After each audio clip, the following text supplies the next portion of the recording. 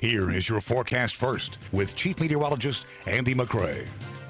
Dry for now in the Quad Cities, but there are some showers and thunder showers now showing up southwest of town. And we do stay dry for a few more hours tonight. Later, though, the chance for rain begins. And I'll tell you how long it hangs around here in a few minutes. We made it up to 88 so far. Right now it's a warm and a little bit sticky 86 degrees. Here's my forecast first. More clouds this evening. And we are looking at scattered showers and thunderstorms not only tonight, but through the majority of the day on Wednesday. More on our upcoming round of wet weather. That's coming up in 10 minutes on Local 4 News at 5. Increased focus on safety as kids go back to the classroom. That's after dozens of school shootings. How local schools are upping security. And the debate over some new development on the Iowa side of the Quad Cities. Why neighbors say it would disrupt their peaceful neighborhoods. WHBF is local for you. This is Local 4 News at 5. Good evening and thanks for joining us for Local 4 News at 5. I'm James Sears. Jim and Tiffany have the night off. Well, summer is rapidly coming to a close for Davenport students as school starts next week. That also includes a growing number of those behind the badge. Last year, the city was awarded a $600,000 matching grant to help add 2 more school resource officers. This Davenport Police Department unit tells Local 4 News they now have 5 dedicated staff. After recent school shootings, including in Dixon, Illinois this May, more focus is being placed on this job. That is tonight's top story. Local 4's Sean Logging joins us now in the newsroom after talking with the 2 new officers, growing the department's presence among younger students. Sean. James, DPD has long had a presence at Davenport high schools with 1 SRO assigned to West and another at Central, while off-duty officers cover the other 2. The School Resource Officer Unit also includes a supervisor working with all the district's K through 12s, but new this year are 2 officers taking to the halls of the intermediate schools. It helps them, feel safer in school. That's just kind of the icing on the cake. Davenport Police Department's class of school resource officers is growing. We see what's happened in our schools across the country. We've got to do everything in there. That's our most precious resource. The 2 additions to the SRO unit will be tasked with a lot of relationship building, starting at a younger age. I work almost every day with juveniles out on the street, and I've learned to build a rapport with them, and a lot of our youth are misguided. 2 veterans of the department, Officer Matt Lovelady will split his time between Williams and Smart Intermediates, and Officer Craig Burkle will be in the halls of Sudlow and Wood Intermediates.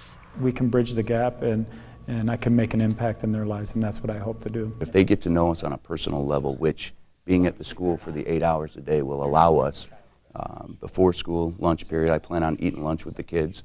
For SRO Curtis Carter, who's getting ready for his 11th year at West High School, the classroom also provides more time to interact and answer questions than officers often get on patrol.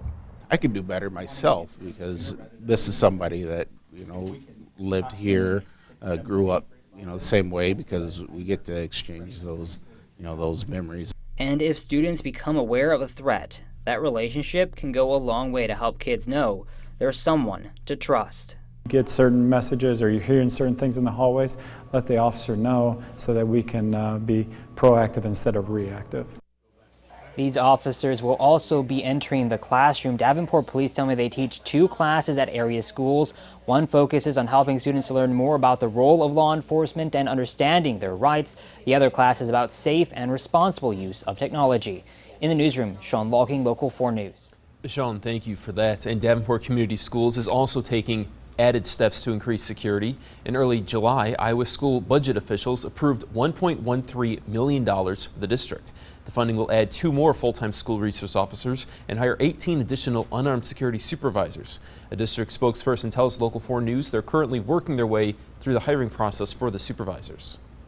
More than a dozen new apartment buildings could soon be coming to Davenport. An Indiana-based developer has proposed a 19-building, 304-unit apartment complex for the city, filling what is currently farmland off 53rd Street. That's right at the border of Bettendorf and Davenport. Davenport City Council is expected to start considering the multi-million-dollar proposal tomorrow night. But today, some neighbors in the area tell us they're not sold on the idea. Local 4's Kelly Bowles joins us now in the studio with that. Kelly. James, while that extensive apartment complex would only be accessible from 53rd Street, it backs up to a few quiet residential neighborhoods. And today the neighbors I spoke with say they'd like to keep the peace. In addition to the apartments themselves, the complex would include a pool, dog park, and clubhouse. And some of the land would be set aside for commercial use. And while that might be good for businesses in the area, I spoke with a few neighbors on the Bettendorf side today, and they say they don't want to see apartments in their backyard. I knew there was a day when it would be developed, and I was just hoping it would be single family. Right now I'm against it because the reason I just moved in here and the reason we actually bought this place is to not have so high traffic through here. Well, I mean, if it was like regular residential homes, like single family homes, that might be preferable. Like, I don't care that it's residential, but. And now I spoke with Davenport's 6th Ward Alderman today, and he says they would not change the dead-end streets in those neighborhoods, which would keep that traffic from going through there. We will hear more from the neighbors and the alderman in just a little bit on Local 4 News at 6. In the studio, Kelly Bowles, Local 4 News. Kelly, thank you. And if you see news happening, forward it to Local 4. Just download the Our Quad Cities app. It's free, available on Android and Apple devices. You can get breaking news alerts and also share stories you want to see highlighted right here on Local 4. There's a new law requiring the state of Illinois to give more priority to business owners who are minorities, women, and people with disabilities.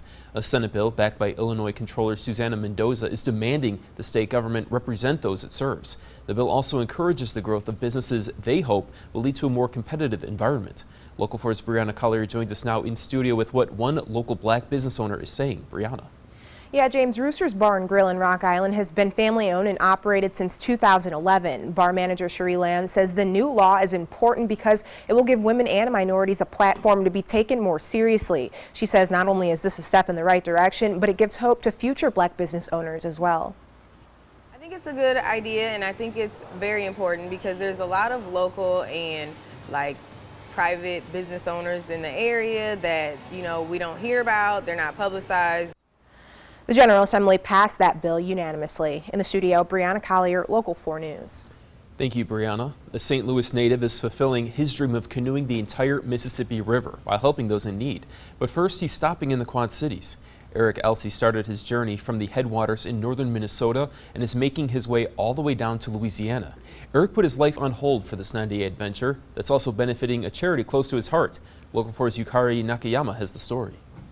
This has been a childhood dream of mine. I grew up near St. Louis, and the Mississippi River was a big part of my life, and I just wanted to conquer the entire thing one day, and I'm in the process, about 38 days into that process right now. Eric says that this trip isn't just for fun, but also a mission to help those in need. He's a part of the Rotary Club of Cape Coral, where the organization ShelterBox is its global project partner for disaster relief. And that's really a big passion of mine, so I thought, I'm doing this awesome trip, why not use this trip to help raise awareness and of course money for the organization. Throughout his 2,552-mile trip down the Mississippi, Eric has stopped to share his mission with others. When we have an opportunity like this to be able to help internationally and think well beyond our borders, it's a no-brainer. It's just a wonderful way to help those in need. The ShelterBox package will provide an emergency household tent, blankets, solar lights, cookware, and more. Eric shares the one thing he wants people to take away from his journey. What I would encourage people to do is whatever your dream is, if you have a childhood dream, do it. Just make it a point and do it because you'll be happy you did. On his 38th day of his expedition, Eric has raised almost $40,000. His journey is expected to last 90 days, and he predicts a lot more donations. In Rock Island, Yukari Nakayama, Local 4 News. Oh, so cool. That's like one of my bucket list things, to just go on an adventure. And that's exactly what that is. That's a long adventure, too. It is. He's in the Quad Cities on a good day. It was a bit warm. Yeah, I imagine he won't be too far away from the Quad Cities tomorrow. It's got to take a little while, right? Yeah. So there could be some rain to deal with here over the next 24 hours. Our high today, 88. The normal high is 84, so it was above average again today. Chance for rain begins tonight. It hangs around for a little while. I'll tell you all about it next on Local 4 News at 5. WHBF is local for you with Jim Needleman, Tiffany Lundberg, and Chief Meteorologist Andy McCrae. This is Local 4 News at 5 in high definition.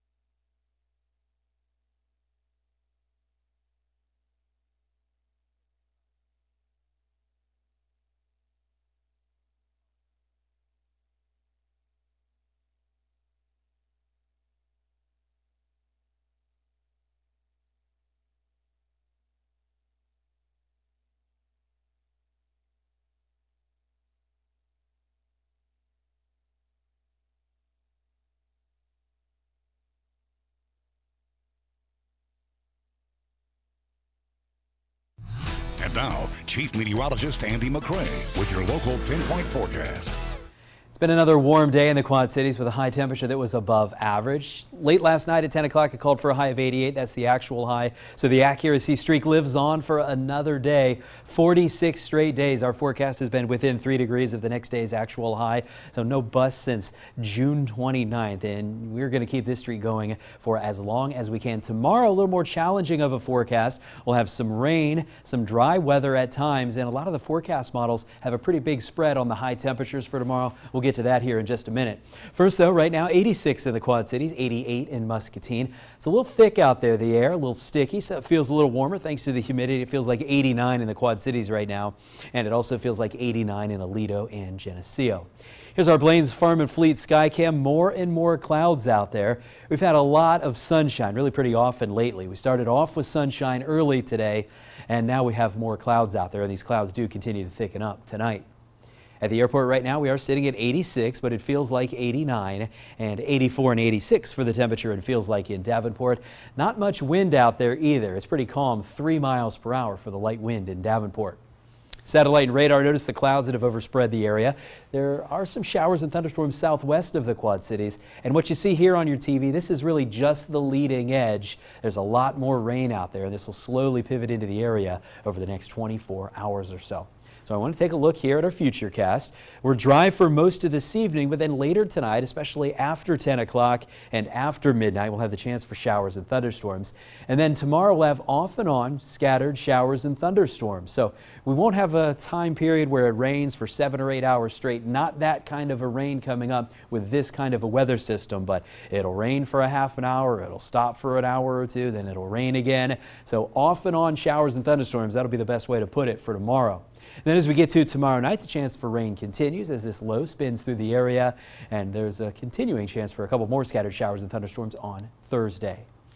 All right, so the forecast now, as far as our rain totals go, this is the American forecast model, the GFS here, and it's hard to pinpoint exactly where the heaviest pockets of rain will be when we have something like this going on, but the range here, that's what I want you to pay most attention to. Anywhere from a half an inch up to about an inch of rain. So don't look at the specifics too much because you saw what the Futurecast looked like. We'll have little spotty showers. If you find yourself underneath a couple of those showers, then you'll be on the higher end of the rain forecast for the next couple of days. Tonight could be a few scattered showers, especially late, 68 for the low. Showers and thunderstorms off and on tomorrow with a high of 80. Now, some of the forecast models give us a high as low as about 75 tomorrow. Some of them are up around 82. So I think with what's going to happen, our most likely high tomorrow is 80. So that's what I'm going with for now. 7-day forecast shows the continuing chance for showers and thunderstorms into the weekend, and it does get a little warmer and a little drier for the end of the weekend. I'm going over the edge for Big Brothers Big Sisters. We're still trying to raise some more money. We've hit our first goal of $3,000, so make sure you donate $25 by this Friday. You'll go into a drawing to go over the edge, and you'll get to rappel down the Blackhawk and have a great view of parts of the Quad Cities. Make sure you do that. We'll have the drawing for the extra rappeller coming up on this Friday, and then we'll go ahead and do it Friday or Saturday in a couple of weeks. All right, weather trivia since June 1st. How many days have had more than a quarter inch of rain? You can see the choices there. Today's winner gets a $20 gift card to Elevate Trampoline Park. And if you make a donation within the next 45 minutes, I'll give you 10 extra entries for today's weather trivia prize. Great perk there. We are wheeling and dealing today, James. All right, thanks so much. And still ahead, more key primaries today. Which states are voting and the interesting candidates for governor in one New England state. You're watching Local 4 News at 5.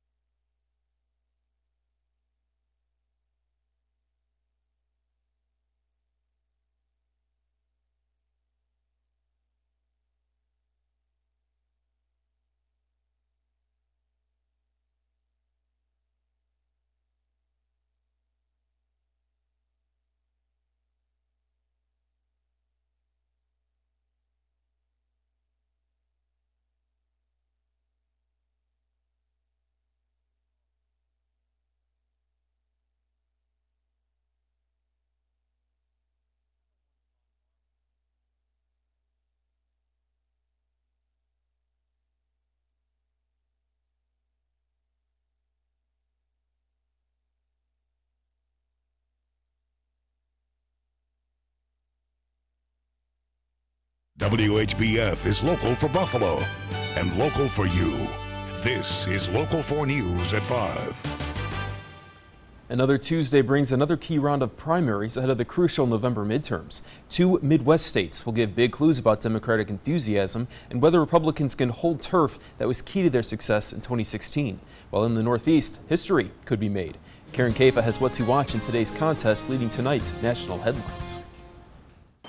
It is primary day in Wisconsin, Minnesota, Connecticut, and Vermont, with voters choosing party nominees for governor's races and congressional battlegrounds that could tip the balance of power. We need to win this Senate seat. Ron Johnson needs help. In Wisconsin, Republicans are choosing who will challenge Democratic Senator Tammy Baldwin for her seat.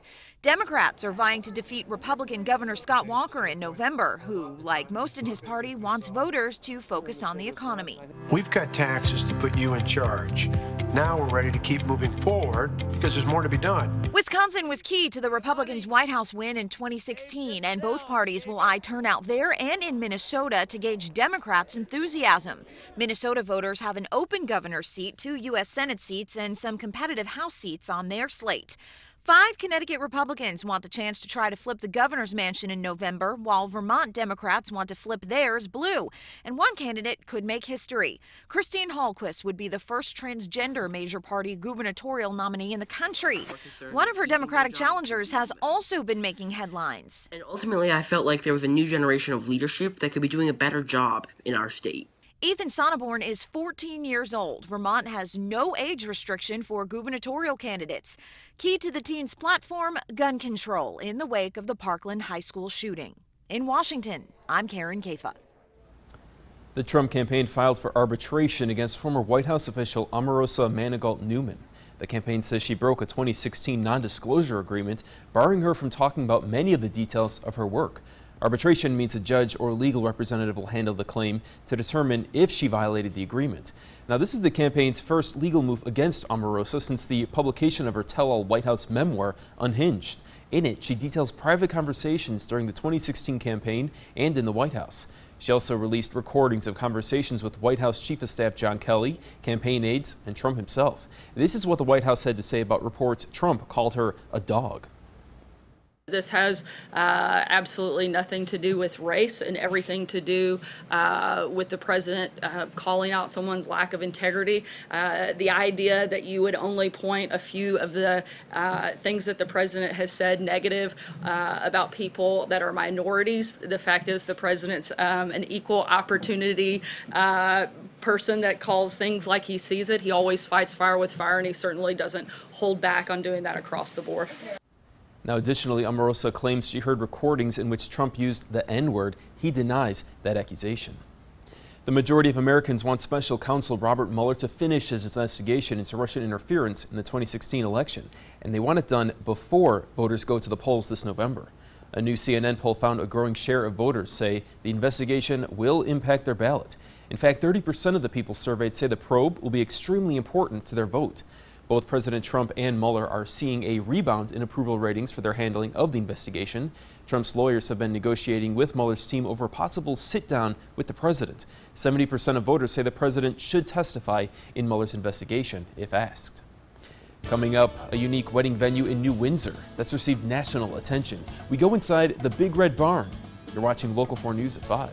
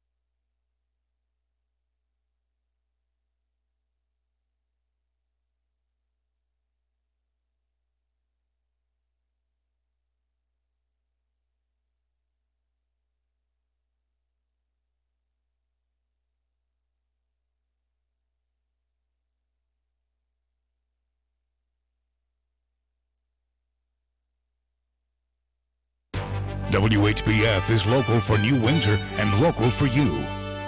This is Local 4 News at 5.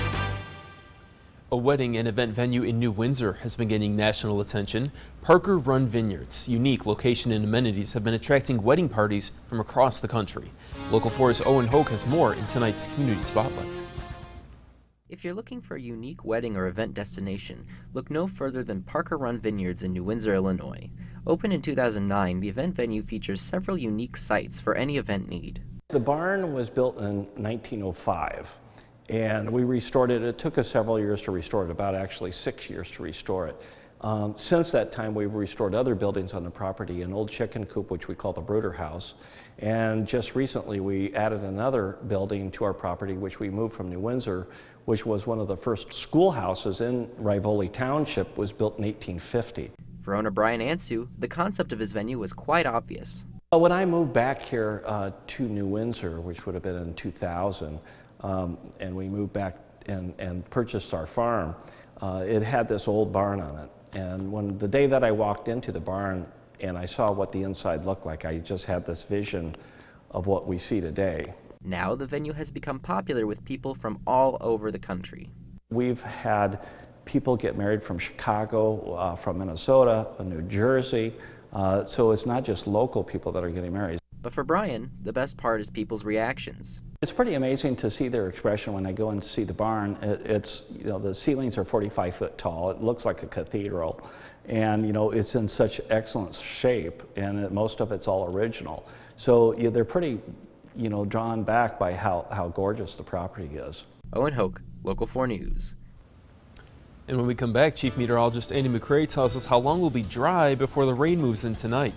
And talk about rubbing salt in a wound. What winner is trolling a loser with a large billboard? You're watching Local 4 News at 5.